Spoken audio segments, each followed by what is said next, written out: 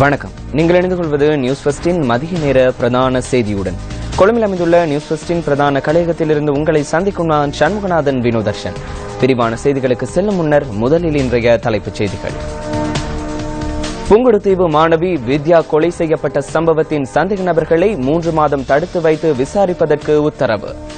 வரகாப்புள பிரதேசத்திலிருந்து 2 சடலங்கள் மீட்பு. Brazil Rio Olympic விழா தொடர்பாக செய்தி சேகரிக்க சென்ற பத்திரிகையாளர்களின் பஸ் மீது துப்பாக்கிச் சூடு.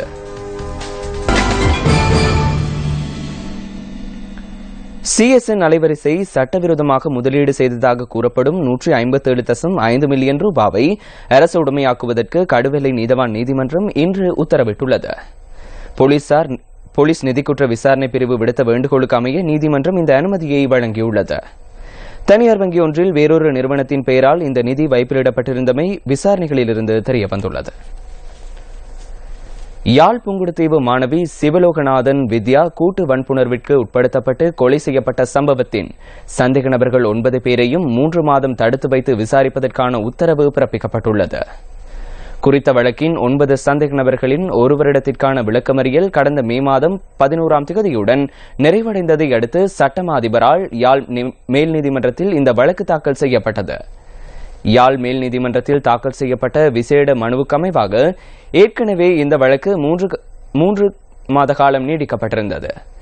இதனையடுத்து குறித்த 3 மாத காலம் இன்றுடன் நிறைவடைந்த நிலையில் சந்தேக நபர்கள் இன்று மீண்டும் யாழ் மேல் நீதிமன்ற நீதிபதி மா இளஞ்செழியன் முன்னிலையில் ஆஜர்படுத்தப்பட்டனர். சந்தேக நபர்கள் தொடர்பிலான போலீஸ் விசாரணைகள் நிறைவு பெற்று வழக்கு கோவை பரிசீலனைக்காக சட்டமா அதிபருக்கு அனுப்பி வைக்கப்பட்டுள்ளதாகவும் இந்த சந்தர்ப்பத்தில் சந்தேக நபர்களுக்கு பிணை வழங்குவது வழக்கிற்கு சாதகமாக அமையாது எனவும் சட்டமா அதிபர் சார்பில் ஆஜரான சட்டத்தரணி நீதிமன்றத்தில் தெரிவித்துள்ளார். இதனால் சந்தேக நபர்களின் விளக்கமறியலை மேலும் 3 மாத காலத்திற்கு நீடிக்குமாறு கோரி சட்டமா அதிபர் சார்பில் ஆஜரான சட்டத்தரணி ஜனாப ஷக்கி இம்யாஸ் நீதிமன்றத்தில் மனு தாக்கல் செய்துள்ளார். இதனை ஏற்றுக்கொண்ட நீதிமன்றம் 2வது தடவையாகவும் 9 பேருக்கான விளக்கமறியலை நீடித்து உத்தரவிட்டுள்ளது. இதன் பிரகாரம் சந்தேக நபர்களுக்கு எதிர்வரும் நவம்பர் மாதம் 9ஆம் தேதி வரை விளக்கமறியல் உத்தரவு பிறப்பிக்கப்பட்டுள்ளது. இதேவேளை வழக்கின் 4ஆம் 7ஆம் மற்றும் 9ஆம் இலக்க சந்தேக நபர்களை பிணையில் செல்ல அனுமதிக்குமாறு கோரப்பட்ட மனுவும் இன்று நீதிமன்றத்தினால் நிராகரிக்கப்பட்டுள்ளது. பாராளுமன்றத்தில் நேற்று தெரிவிக்கப்பட்ட சில கருத்துக்கள் அடுத்து. காலியாற்று திட்டமானது மகாவெளி திட்டத்திற்குள் உள்வாங்கப்பட்டிருந்தது. திட்டத்தினை நடைமுறைப்படுத்தும் பொழுது 30,000 ஏக்கர் அளவில் காடழிப்பு இடம்பெறுவதற்கு சாத்தியப்பாடுகள் உள்ளமையினால் சுற்றுச்சூழல் தாக்கத்தினை ஏற்படுத்தும் என்ற வகையில் இத்திட்டமானது நடைமுறைப்படுத்தப்படவில்லை. இத்திட்டத்திற்கு மாற்றீடாக பரங்கியாற்றிலிருந்து கால்வாய் அமைத்து பாலியாற்றிற்கு நீர் கொண்டு வருவதன் மூலம் வடமாகாணத்தின் ஒரு கணிசமான பகுதியில் சிறந்த அபிவிருத்தியை அடைய முடியும். குறிப்பாக சுற்றுச்சூழல் தாக்கத்தினை தவிர்ப்பதற்காகவே பாலியாற்று திட்டத்தினை முன்மொழிகின்றேன். கடந்த கால பகுதியில் திட்டமானது முன்மொழியப்பட்டிருப்பினும் இதுவரை நடைமுறைப்படுத்தப்படாதது மிகவும் வேதனை அளிக்கிறது. ஒரு காலத்தில் கொடிகட்டி பறந்து கொண்டிருந்த அந்த வாழைச்சேனை காகித ஆலை இன்று ஒரு மரணப்படுக்கையில் விழக்கூடிய ஒரு சூழ்நிலை காணப்படுகின்றது. இதனால் அந்த தொழிற்சாலையிலிருந்து பயன்பெற்ற தொழிலாளிகள் மற்றும் அதை நம்பியிருந்த பல குடும்பங்கள் வாடுகின்ற நிலை அல்லது தொழில் இழக்கின்ற நிலைமை காணப்படுகின்றது. இந்த தொழிற்சாலை கடந்த காலங்களில் இயங்குகின்ற போது பல சாதனைகளை படைத்திருக்கின்றது.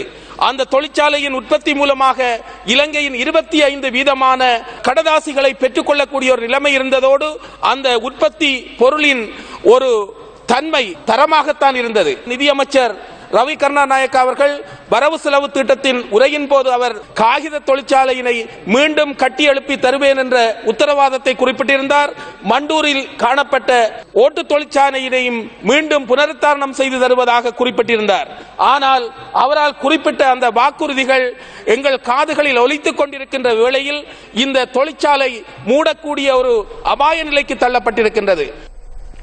மத்திய மாகாண விவசாய திணைக்களம் மற்றும் நன்னீர் மீன்பிடி அமைச்சு என்பன இணைந்து மத்திய மாகாணத்தில் உள்ள நீர்த்தேக்கங்களில் நன்னீர் மீன் வளர்ப்பு திட்டத்தை முன்னெடுத்து வருகின்றன.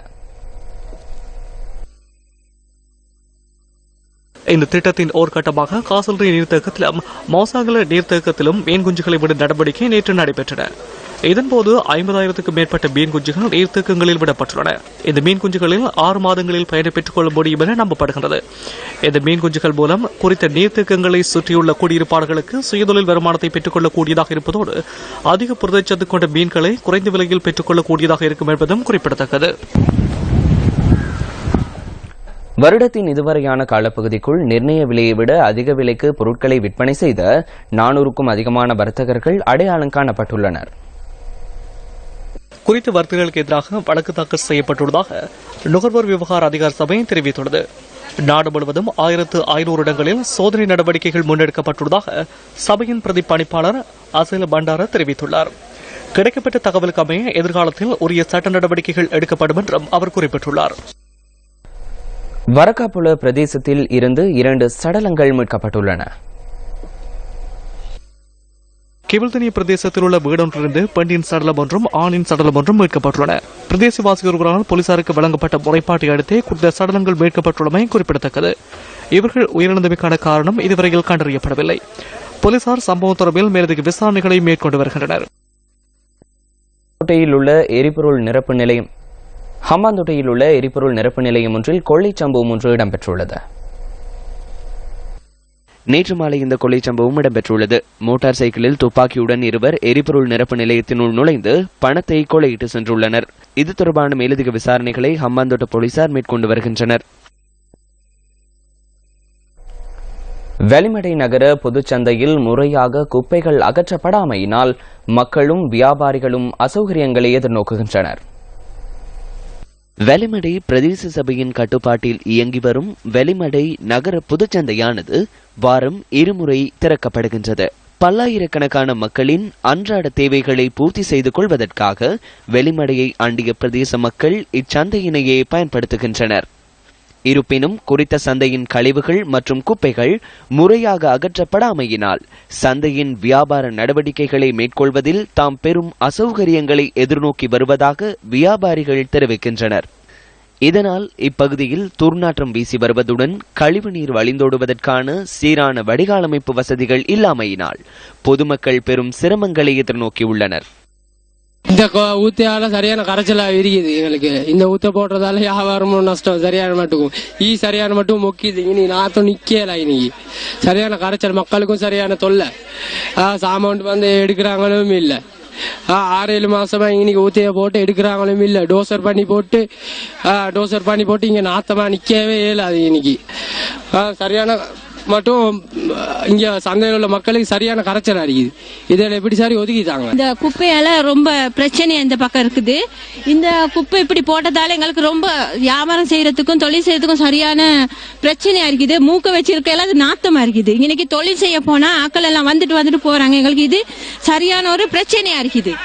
இந்த குப்பை போடுறத எங்களுக்கு வேற எங்கிட்டுக்காவது எடுத்துட்டாங்க. ஏன்னு கேட்டா அவங்க சல்லியும் கட்டி நாங்க தொழில் செய்யறதுக்காக இங்க வரோம். எங்களுக்கு தொழில் ஒன்று பெருசா இல்லாத சுட்டி இந்த குப்பையை ஒதுக்கிட்டாங்க.